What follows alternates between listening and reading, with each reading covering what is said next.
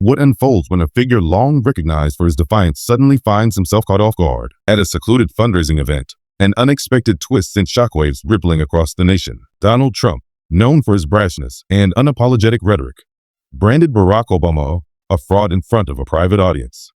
Just moments later, less than half a minute by the clock, Obama's legal team retaliated with a staggering lawsuit, demanding damages to the tune of $100 million. The revelation didn't emerge under the glare of flashing cameras or the hum of news crews. No reporters were there to document the moment in real time. This was intended to be a controlled evening, a high-dollar, invitation-only gathering at a lavish Scottsdale, Arizona hotel, where crystal chandeliers glimmered like captured starlight. The air smelled faintly of polished wood and warm steak, and the crowd sipped wine over glossy pamphlets promising a future they believed in. For the attendees, it felt like any other event where Trump would step onto a stage, deliver sharp-edged quips, and ignite a room already leaning in his favor. Yet, what happened next shattered that predictability. Somewhere in that ballroom, an attendee raised a smartphone, pressed record, and captured a brief, wobbly clip, barely 20 seconds long, that would become the trigger for a legal storm. The video was grainy, the kind most of us would scroll past without a second glance, until the audio made you pause. There was Trump, microphone in one hand, gesturing broadly with the other, his voice cutting through the murmur of clinking silverware. Barack was the worst thing that ever happened to this country. A total fraud. Everyone knows it. He belongs in jail. The delivery bore that familiar combination of grin and growl he'd mastered over the years. Part provocation, part performance. The crowd's reaction was a cocktail of cheers, laughter, and a smattering of applause. And then the clip ended, leaving an unfinished echo that quickly spilled beyond that ballroom. By sunrise, the video had already conquered social media feeds. Millions of views, memes, arguments, hashtags multiplying like brushfire. And then, in a move that stunned even seasoned observers of political theater, a formal lawsuit appeared, timestamped, signed, and valued at $100 million. Not a sternly worded press release. Not a vague promise to respond in due time. A fully prepared legal assault, executed with such precision that the timing felt almost otherworldly. 17 seconds after the insult became public, the hammer fell. Television pundits gawked at the timeline. Was it even real? How had they mobilized so fast? A radio host in Dallas murmured to his listeners, "This isn't reaction. This feels like a snare that's been waiting to spring." Across dining tables in suburban kitchens, the dinner conversation shifted. "Did you see this? Did you hear what Obama just did?" In that instant, the narrative pivoted. The insult was no longer the headline. The response was. And that response carried weight beyond mere pride. In a diner in Oklahoma City, a retired trucker named Robert Lane set his coffee down and told a journalist, "Look, I never liked Obama. Didn't vote for him either time. But if we're at a point where anyone can just yell criminal or fraud without a shred of proof, what's left? Words matter." His friend across the table snorted, stirring his eggs. "Come on. Trump's always said stuff like that. Why is this one any different?" But that was exactly the question burning across the country. Why was this one different? The difference was this wasn't an exchange of tweets or barbed jabs on a debate stage. This was real litigation, real consequences, paperwork filed in a federal court with the weight of law behind it. For some, Obama's swiftness was unnerving in its calculation. For others, it was a masterstroke, proof that patience can be a weapon sharper than any insult. Speculation swirled. Had Obama's team been waiting, poised like chess players watching for a predictable blunder? In Phoenix, a law student named Elena Marquez told a local reporter, "Honestly, it's kind of genius. They knew his patterns. They knew he wouldn't resist. And the second he crossed the line, they made it official. This isn't just about money. It's about showing that there's a cost for lies." For years, Trump and Obama had circled each other like reluctant planets, occasionally colliding in the orbit of American politics. But this was no routine clash. It was immediate, methodical, and laden with something larger. The question of what truth costs in an era addicted to noise. On morning shows, analysts held the lawsuit like an artifact, reading its language with hushed astonishment. Defamation. $100 million in damages. The number wasn't arbitrary. It wasn't small enough to shrug off as symbolic, nor so outlandish as to be dismissed as fantasy. It was calibrated to sting, to send a message that this wasn't a tantrum. This was a declaration. By midday, MSNBC's panel sat in rare silence after a former prosecutor read aloud the opening paragraph of the complaint. Then he exhaled and said, "This isn't improvisation. This is a line in the sand." Screenshots of the filing lit up Twitter. Excerpts circulated on Instagram. The language wasn't fiery or vengeful. It was cool, stripped of theatrics, the legal equivalent of a scalpel. Hours later, outside the Dirksen Federal Building in Chicago, Obama's attorney, Michael Reynolds, faced a sea of microphones. No flashy red tie, no raised voice, just a steady, clipped cadence. When a former president uses his influence to knowingly spread false claims about another, intending to damage reputation and deceive the public, that crosses the line. That is defamation. We are pursuing this case to hold Mr. Trump responsible, not out of vengeance, but out of respect for truth. Reporters shouted questions. Reynolds offered only one final remark. This is not about settling old scores. This is about the principle of honesty in public life. Those words, simple as they were, struck a chord. Supporters turned them into rallying cries. Skeptics, even if unconvinced, paused long enough to consider their weight. Meanwhile, Trump's clip was being slowed, replayed, analyzed like a crime scene frame by frame. Legal commentators noted how specific his phrasing had been. Not vague suggestion, but direct accusation, fraud, should be in jail. In legal terms, those weren't just opinions. They were allegations of criminality delivered publicly, with no evidence. And then came the twist that truly set the story ablaze. Journalists discovered the lawsuit hadn't been drafted that morning. Not even that week. Sources whispered that the documents had been finalized over 2 weeks prior. Obama's legal circle had mapped this moment in advance, anticipating the inevitable. They didn't bait him. They didn't need to. They simply waited for the man known for his unchecked tongue to hand them the match. In a coffee shop in Albuquerque, 2 women debated the strategy while doom-scrolling on their phones. He walked right into it, one said, shaking cinnamon onto her latte. They didn't even have to tempt him. Her friend countered. Nah, he baited himself. They just called it when it mattered. That was the argument playing out in living rooms, taxis, classrooms. Was this a trap, or was it inevitability? In truth, the distinction hardly mattered. The lawsuit was real, the timing was deliberate, and the nation was transfixed. By that afternoon, CNN filmed a group of law students huddled over printed copies of the complaint, reading it like scripture. "This will be taught in legal history classes," said a first-year student named Jordan Lackler. Not because of the payout, because it tests the boundaries of what a leader can say before the law steps in. Trump's allies took to the airwaves, dismissing it as just another witch hunt, a familiar refrain. But even on sympathetic networks, anchors interrupted. But this isn't rhetoric. This is a court case. It has standing. That interruption, a rare, almost reluctant acknowledgement, shifted the current. For the first time in years, Trump was reacting to a narrative he hadn't set. The lawsuit's backstory slowly surfaced. A skeleton crew of attorneys and researchers in Chicago had been piecing it together for months. Not a war room of hundreds, just a handful of sharp minds, poring over transcripts, connecting one careless statement to another, charting a trail of repetition. Michael Reynolds, the lead attorney, paced nightly as junior associate Carla Jimenez sifted through archives. One summer evening she froze, pushed her glasses up her nose, and murmured, "Here, he's used this word before. Fraud. Criminal. He's building a record against himself." Reynolds leaned in, reading the line. Exactly. He's reckless with the same lie. Sooner or later, he'll give us the perfect trigger. They didn't have to provoke him. They just had to be ready. By late August, the draft was sealed, waiting in a locked cabinet. Obama wasn't micromanaging, but he was briefed, his instructions consistent. "This cannot look petty. If we do this," he told Reynolds in one call, "it's not about getting even. It's about setting a standard." The night of the fundraiser, as chandeliers flickered over half-eaten asparagus, Trump delivered the line they'd been waiting for. Within minutes, encrypted calls crackled between Scottsdale and Chicago. Reynolds didn't hesitate. "File it. The machinery clicked.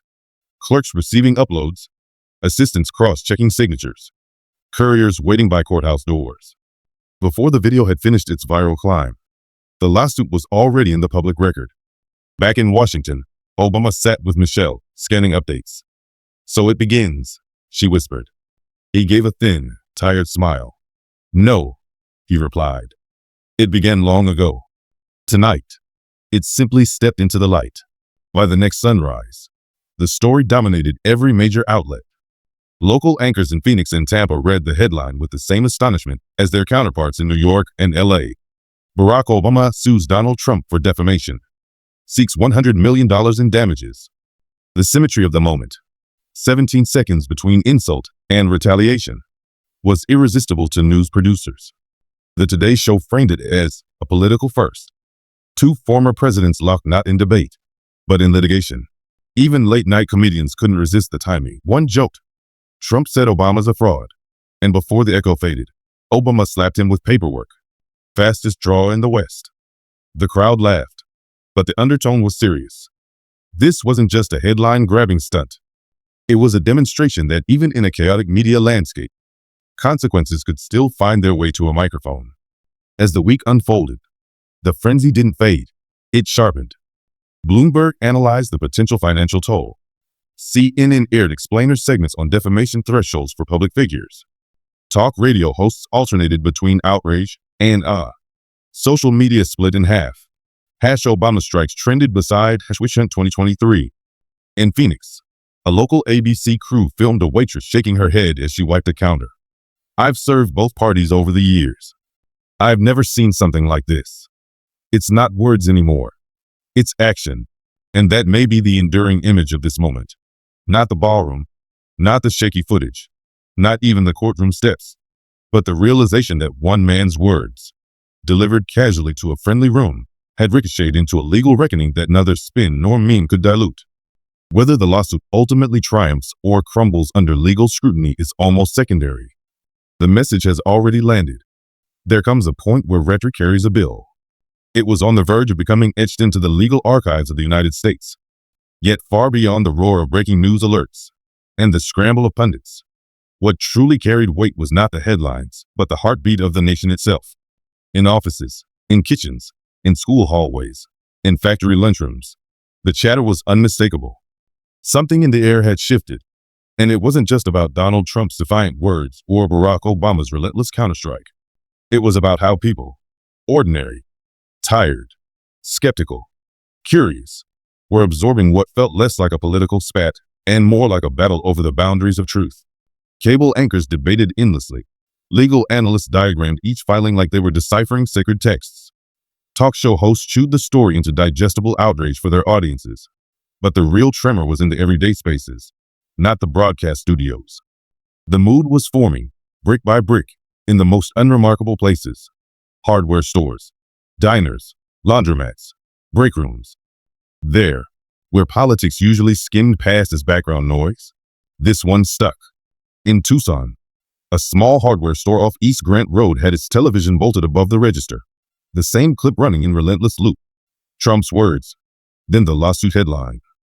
Victor Hayes, a stocky man in his late 40s who had seen 100 political storms come and go, leaned against his counter and muttered to no one in particular, "You can't just toss accusations around like that. Doesn't matter if you hate the guy or not. There's supposed to be a line." A woman shopping for nails overheard and smirked. "A line? In politics? Haven't seen one of those in years." Victor shrugged, heavy-eyed. Maybe that's the problem. Maybe this is what it takes. Somebody saying, "Enough." And scenes like that played out everywhere. In Dallas, inside a laundromat filled with the steady thrum of dryers, two college students sat cross-legged on molded plastic chairs, both scrolling furiously. One tugged out an earbud, raised his eyebrows, and said, "This one feels different. Obama's not firing off tweets. He's pulling him into a courtroom. That's not banter. That's real." The other laughed, shaking his head. "Different? Man, this is about to be a season finale. Drama on top of drama." Even those who never counted themselves among Obama's admirers found themselves, begrudgingly, respecting the move. A retired Marine in Albuquerque told a local reporter, didn't agree with half his policies. But when someone throws criminal accusations at you with nothing to back it, you stand up. That's not politics. That's basic self-respect. Meanwhile, in barbershops, bus stations, and diners, the conversations turn to something bigger than the names on the lawsuit. At a chrome-trimmed diner outside Omaha, a waitress named Julia poured refills for a table of truck drivers dissecting the news over eggs and toast. "About time someone called Trump out," said one, rubbing his hands on his jeans. "He's been running his mouth for years." Another shook his head, muttering, $100 million? That's insane. Who's worth that much in reputation? Julia, having listened with half an ear, finally cut in as she wiped her hands on her apron. "It's not about the money. It's about the idea. If leaders can just spit out lies without consequence, what do you think that teaches people?" The table went quiet for a moment, the clatter of dishes suddenly louder than their debate. That hush, that pause, was exactly the crack Obama's camp had been counting on. It wasn't just about law. It was about forcing reflection. The reaction carried an odd sense of release for some, like a valve had finally been turned after years of boiling rhetoric. For others, it felt like yet another feud sucking the oxygen away from more urgent matters: jobs, schools, gas prices. Either way, it ignited something raw: arguments, nods of approval, clenched jaws, family text threads that turned into debates. In Phoenix, a civics teacher named Angela Monroe assigned her students a simple prompt: write what you think about the lawsuit. One boy scrawled, "Leaders should face consequences, same as anyone." Another wrote, "Just more fighting. We need a break from this stuff." Angela flipped through the papers at her desk and sighed. A feud between two former presidents had just become a civics lesson on truth and consequence. Across the suburbs of Cincinnati, a retired nurse named Evelyn stood on her porch, speaking to a local news crew. "All my life, I told kids, don't lie, don't push people around, own your words. And then you watch grown men in power do the opposite? It makes everything feel upside down. Seeing Obama file this? It's saying, even the big ones, the famous ones, they can't just get away with it." Her clip went viral that night, shared with the caption, "Grandma understands." Yet the other side dug in hard. At a rally in Tulsa just days later, a man clutching a bold red Trump 2024 banner shouted over the music, "Obama thinks he can shut us up with lawsuits? Good luck with that. We're not going anywhere." The crowd roared its approval, but reporters on the ground sensed it. The tone had changed. Trump's jabs, once delivered like stand-up routines for a cheering base, now carried the weight of potential evidence. Cheers echoed, but a shadow trailed behind them. Nationwide polling picked up something curious. Independents, the weary middle often unmoved by either camp, were tilting ever so slightly toward Obama's side. Not out of admiration, but out of a craving for standards. In a Kansas City focus group, one woman put it bluntly, "Not a fan of either of them, but at least he's saying, hey, truth should matter. Somebody has to." Public sentiment wasn't neat, but it was alive, messy, passionate, conflicted. And in that messy noise lay a quiet truth. Obama's gamble had already reframed the conversation. But as that current swirled outside, Trump's team was snapping into crisis mode behind gilded hotel doors. The Scottsdale fundraiser itself had ended like so many before. Applause, handshakes, donors lining up for photos, cocktails balanced on napkins. But by morning, the mood had flipped. Phones rang without pause. Advisors barked over each other in tense war rooms. The question that hung over the Biltmore suite: how had Obama's team moved so fast? Trump paced by the window, jaw tight, as his senior advisors crowded around a glass table littered with coffee cups and folders. $100 million? One advisor barked, slamming a palm against the table. "That's not a lawsuit. That's an airstrike." Trump jabbed a finger toward his lawyer, Denise Callahan. "Tell them it's fake. Total scam. No court in this country is going to take that seriously." Obama's panicking. "He knows I'm winning." Callahan, a sharp attorney with the composure of someone who'd seen courtrooms chew up overconfidence before, chose her words carefully. "Mr. Trump, it's not fake. It's filed. It's official. The claim is defamation, and it's very serious.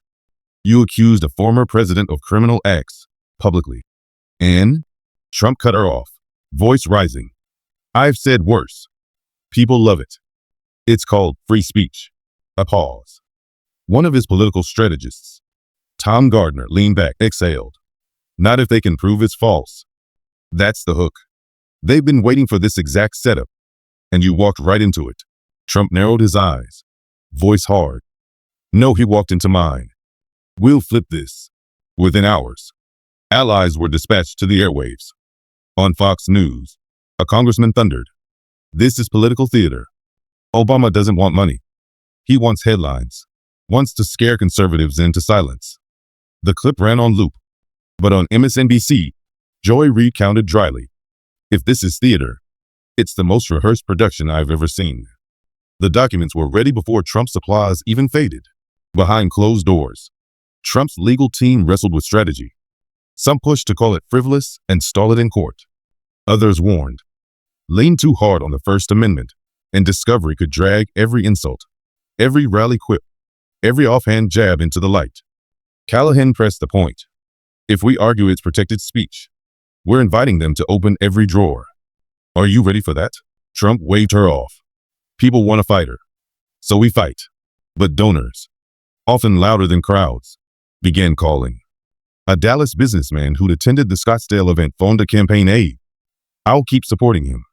But if this turns into a money pit, if campaign cash starts paying for lawyers, where does that leave us?" Similar calls piled in from Miami, Denver, Charlotte. The pressure wasn't just about pride. It was arithmetic. 3 days later, at a rally in Reno, Trump went full tilt. He strode to the podium, basking in the roar, and tackled it head on. "Barack Obama thinks he can scare me with lawyers. $100 million. Can you believe it? Ridiculous. I've spoken the truth my whole life, and now they want to shut me up. But we're not going to be silenced, are we?" The crowd screamed back. "No." He leaned on the podium, scanning the sea of red caps. "They call it defamation. I call it patriotism. They want to decide what you say, what you think, what you believe. We're not letting them." The cheers rattled the rafters, but political veterans watching from their couches frowned. On CNN, Van Jones shook his head. "He's trying to make it about free speech. But that's not what this is. This is about making criminal accusations without proof. That's not an opinion. That's a statement. And if it's false, the law calls it defamation." Even some conservative commentators flinched. A caller on Boise Talk Radio, a lifelong Republican, said bluntly, "I've stood with Trump, but this is risky. If he loses this, it's not about the payout. It's about credibility. Lose that, and you lose everything." Meanwhile, in Chicago, Obama's camp stayed cool. Michael Reynolds told his team, "Let him roar. Every word is another brick in our wall. Reckless disregard. That's what we'll show." The contrast sharpened. One man shouting into arenas, the other building a quiet, calculated case. And then Obama, after days of silence, finally stepped out. Reporters had trailed him from Washington corridors to Midwestern stages. Microphones thrust, questions hurled. "Mr. Obama, why haven't you spoken? Is this political? Is it personal?" He smiled, waved, and said nothing. That changed on a Thursday evening at the Harold Washington Library Center in Chicago, a long-scheduled stop for a literacy initiative. Teachers, parents, students filled the hall, but so did cameras.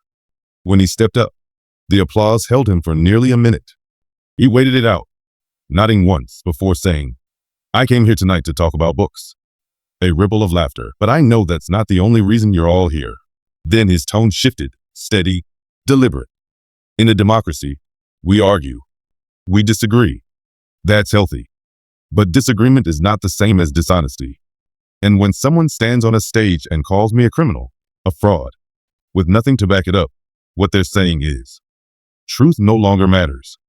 And if we let that stand, if we just shrug and say, that's politics, then we're teaching our kids that lies are leadership. And I can't accept that." Phones came out. Applause cracked like thunder.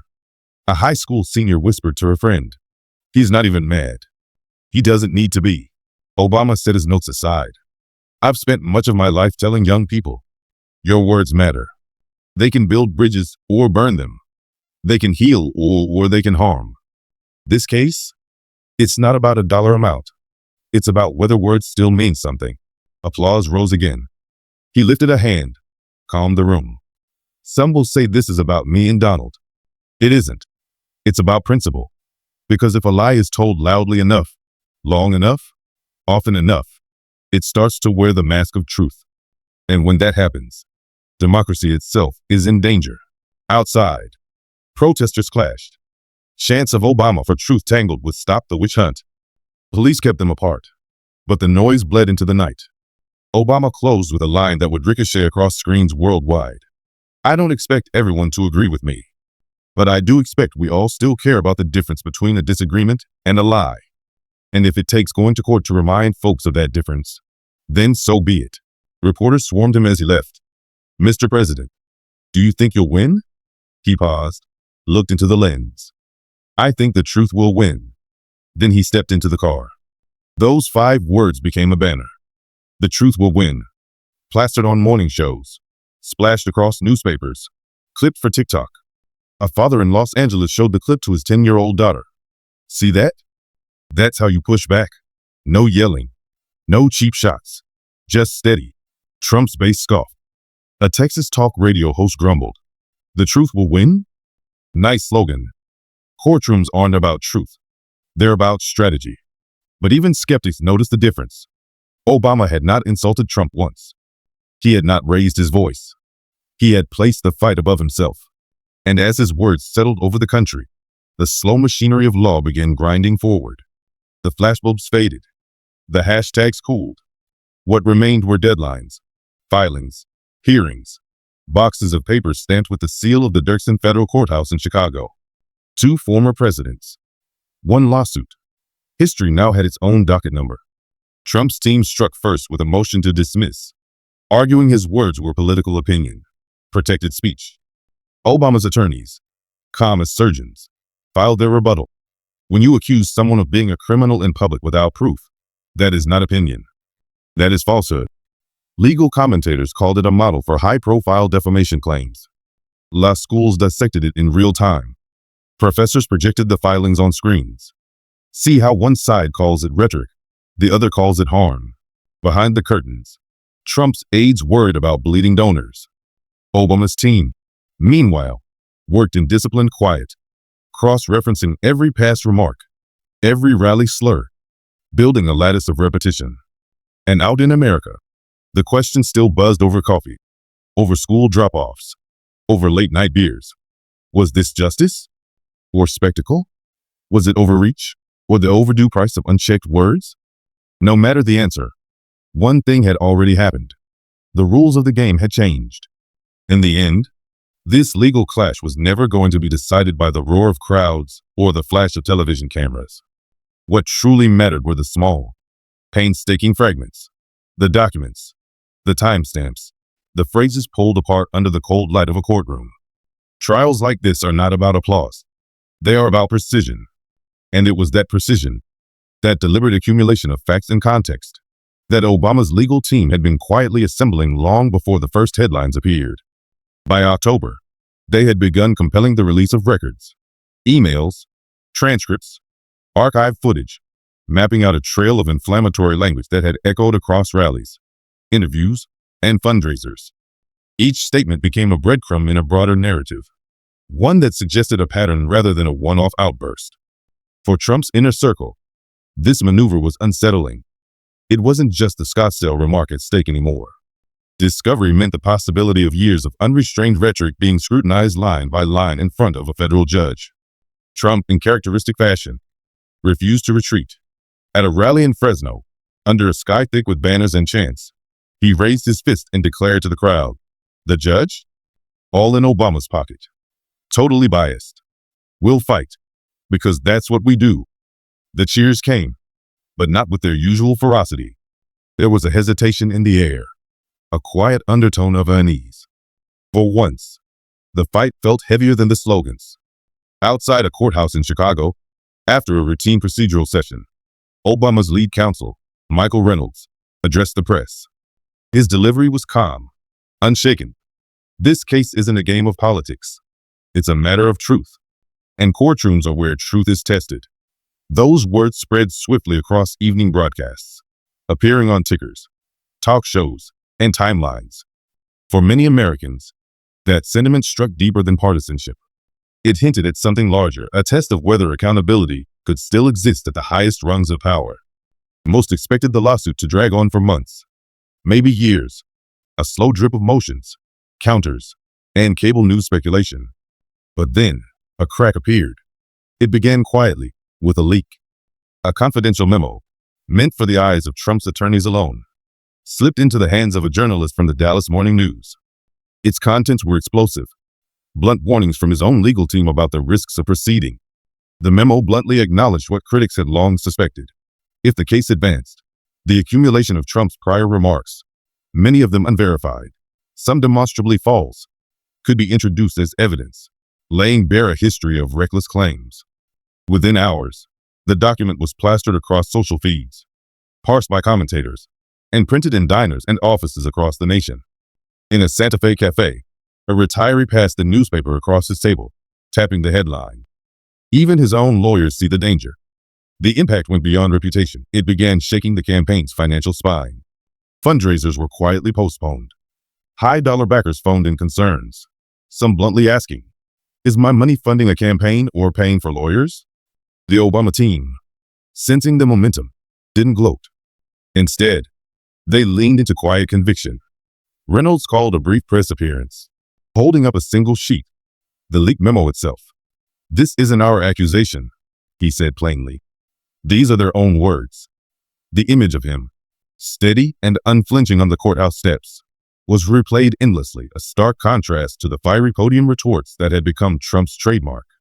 Trump, meanwhile, tried to reassert control the only way he knew, with forceful rallies and charged language. In Spokane, his voice thundered. "Fake leaks. Total setup. They're inventing it." The crowd roared, but cameras caught unease flickering in the faces beyond the front row.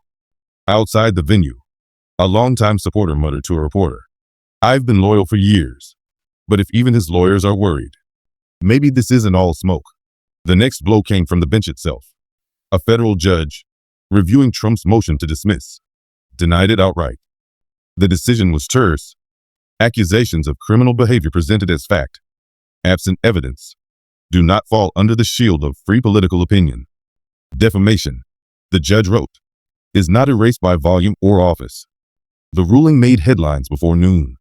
Case to move forward. For Obama's side, it was a turning point. For Trump's, a deepening wound. And then came the financial tremor. Reports surfaced that Trump had secured a massive loan to offset ballooning legal costs. Bloomberg broke the story with a headline that snapped across screens. Trump's legal burden mounts under $100 million, Obama claimed. The numbers were staggering, but the message was simpler. This was no longer a distant nuisance. It was draining resources, reshaping strategy, and testing the loyalty of his financiers. In Albuquerque, a mechanic named Jorge Ramirez summed up the mood to a local station. "He's acted untouchable for years. This one's touching him. This isn't theater anymore." Across Iowa, in small-town bars and suburban kitchens, conversations tilted. Was this still about politics?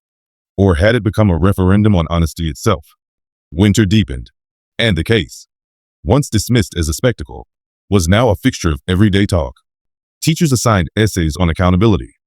Pastors referenced it in sermons about integrity. Even critics who had long opposed Obama began conceding one point. His approach, measured and deliberate, had reframed the conflict. The dollar amount, $100 million, remained, but most saw it as symbolic. The true battle was over whether words still carried a price. December brought another packed hearing in Chicago. Cameras lined the icy sidewalks. Inside, Obama sat composed beside his attorneys. Trump was absent, his lawyers whispering furiously across benches littered with yellow legal pads. Reynolds rose, voice clear but restrained. "This is not a feud. This is about a man being branded a criminal for applause. It is about the line between disagreement and deliberate falsehood, and whether that line still means anything." There was no theater in his tone. It was almost clinical, but it landed. Afterward, Obama stepped briefly before cameras. No speechwriters. No teleprompter. I didn't choose this fight, he said, hands in his coat pockets, breath visible in the cold air. But I couldn't ignore it. If we stop caring when leaders lie, we lower the standard for everyone who follows. I have kids. I want them to grow up believing that facts aren't optional. The clip went viral, not for its flourish, but its sincerity. Meanwhile, Trump escalated his defiance, calling the case censorship, a plot to silence him. Yet each repetition of the claim only deepened the very argument Obama's team was making. That words, wielded recklessly, can wound far beyond a microphone. Analysts noted the irony on primetime panels. Every time he repeats it, he gives them more rope. By January, polls revealed a rare pattern. Independents leaning decisively toward Obama's side, not from newfound affection, but from fatigue. It's not about politics, a pollster in Denver explained. It's about the idea that some things still need to mean something. Even a slice of Republican voters expressed quiet respect for the principle, if not the man. The lawsuit had yet to see its full day in court, but its cultural verdict was already etching itself into memory. At its heart, it was no longer two men trading accusations. It had become a mirror, showing a nation that still craved a floor beneath the noise, a line that could not be crossed without cost. As Obama left a late-night strategy meeting in Chicago, he paused to greet a few supporters huddled against the wind. One man in a heavy scarf clasped his hand. "Thank you for reminding us words still count." Obama smiled faintly. "They always have," he replied. "We just forget sometimes." That brief exchange said what no rally or headline could. This fight was bigger than lawsuits, bigger than legacy. It was about the scaffolding beneath public life, about whether promises, accusations, and claims could still be tethered to truth. Because words are not weightless. They can fracture or fortify, deceive or illuminate. Carelessly thrown, they leave scars. Carefully chosen, they build futures.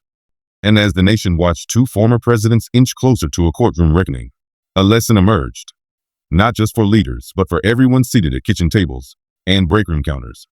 Every word has a cost. Every sentence shapes the soil beneath democracy. The question was no longer whether Trump would pay a financial price, but whether the country would remember that simple truth.